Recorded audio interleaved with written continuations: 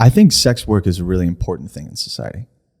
Interesting. I do, because I think like a lot of this, active shooter masculinity, toxic masculinity stuff. Oh, don't put that on that. Well, no, really. Like, I really do mean this. I think a lot of that stems from them not being able to have sex. I think you're placing, that's a tricky line there, because then you place the blame. It comes down to placing the blame on women again. It always comes down to this in society. Like, oh, because men can't have sex with women, therefore they're doing this. That's interesting. There That's are definitely not what I tons mean. of people out there who have never had sex in their life and don't shoot up buildings. For sure, right? It's not the sole cause. No. Right. But one of Pavlov's needs. Well, is it Pavlov's? No. No, that's Pavlov's dog. Pavlov had a dog. Who's the hierarchy of needs? Can we look that up? I want to look up who the hierarchy of needs is. And you know that pyramid? Maslow. And I think towards the bottom of the pyramid, more towards the base, is sex. Well, it is a basic human need, but then again, there are asexual people. So in that sense, it doesn't apply to everyone. True. Okay. Yeah. But, there is a lot of like frustration, societal frustration and biological frustration. And apparently a lot of these guys feel that. And I think it's, we're getting into like incel territory, which is a super interesting thing to look into. Isn't it? It's, man. And I think it comes down to entitlement.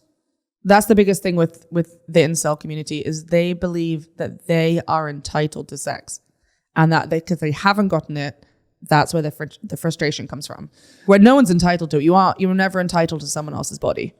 Should everyone be entitled to the love of like a mother's bosom, like to be held and to be hugged and skin on skin contact?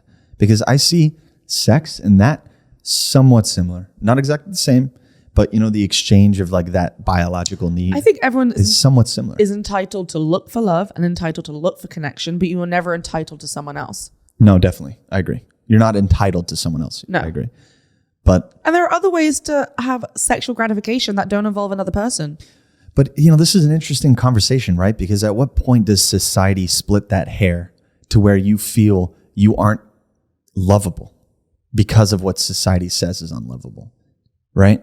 And is that your fault that you're born different? Well, a lot of these, actually, if you look at like the incel community, a lot of them aren't what you call the stereotypical like ugly, unlovable. Like they've put themselves in this category. A lot of them, if you look at them, if they just showered, had better views about women and treated them like humans, had a more open mind to learning, they'd actually probably be very popular and very well loved. But they have decided in their own mind that women are a subcategory of humans. You're not going to want to sleep with that. Yeah. They've put themselves in that category. They've decided for themselves, like, women are beneath me. Women are lower than me. I am, because I can't get who I want in society. They've put women in this like position of an object. And that instantly makes you unattractive. I'm gonna throw in a wrench here. You're not gonna like it. I'm sure. But I'm just gonna play devil's advocate. Go for it. What's the difference between that and radical feminism? What? Yeah. I don't understand the connection there. Like, how like some comments in feminism is saying that like we don't need men, they're just tools.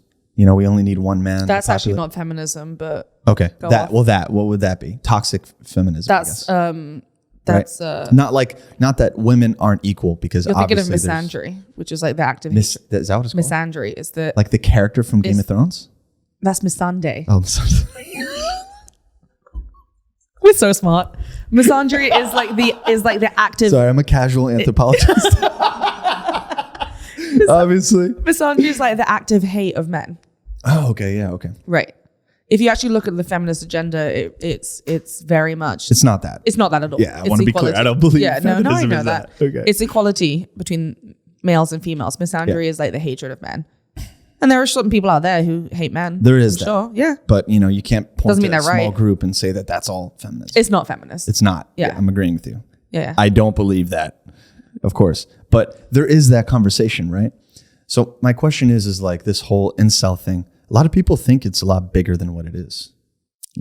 It's interesting. Like toxic masculinity in this whole conversation. I think there's I have a problem with that. Masculinity. I have a problem with that. And I think it's not, I don't think it's individual. I don't think I'm like, I can point to you and be like a toxic man. Yeah. I think it's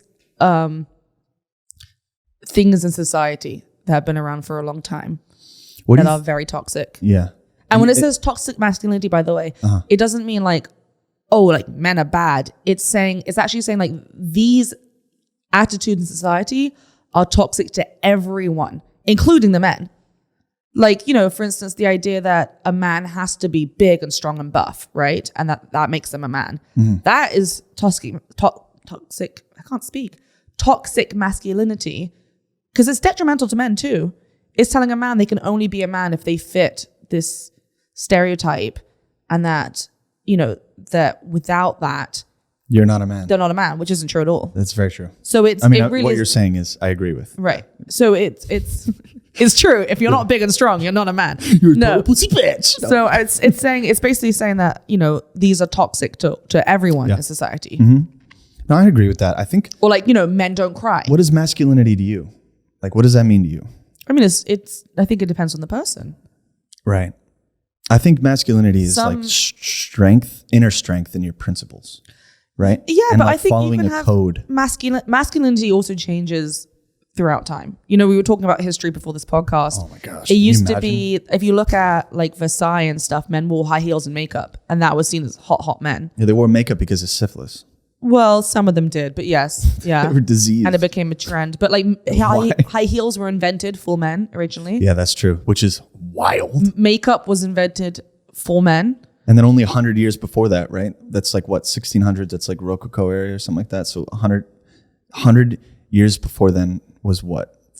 That was probably like what, 1600s, early 1600s? You think of the Rococo, that'd be like 1600s. So yeah, that's like 1615 or something like that. 1500s. I could be wrong about that. So before that is late 1500s. So that's like Renaissance, right? Everyone's it's in a little late Italian Renaissance, but clothing. Yes. Yeah, I'm just saying the idea of masculinity has changed. So I think masculinity is whatever makes you as an individual feel like a man, if you identify as a man. You know, like things that I feel that make me feel like very womanly are not going to be the same things to other women. Right. You know, it should be to whatever the person assumes is their masculinity. But I think that it's also rooted in a pride of oneself. Right? I think that's an important part, is where like you're proud of. Is that a masculine trait? Because I'm proud of what I stand for, but I don't think that's necessarily No, I'm masculine. saying femininity and masculinity, I think, ultimately need to come down to a sense of worth in yourself. That's a nice way of putting as like it, yeah. number one. And then my particular view is taking action is a masculine thing. What makes you feel like a man? What makes personally? me? Yeah, no, really, it's a good question. What makes me feel like a man? When I feel down and sad, I do something about it. Okay, there you go. That so makes me feel responsibility. masculine. Yes. There you go. And I also feel masculine when I take care of others. Nice. Okay. And I also feel masculine when I'm building.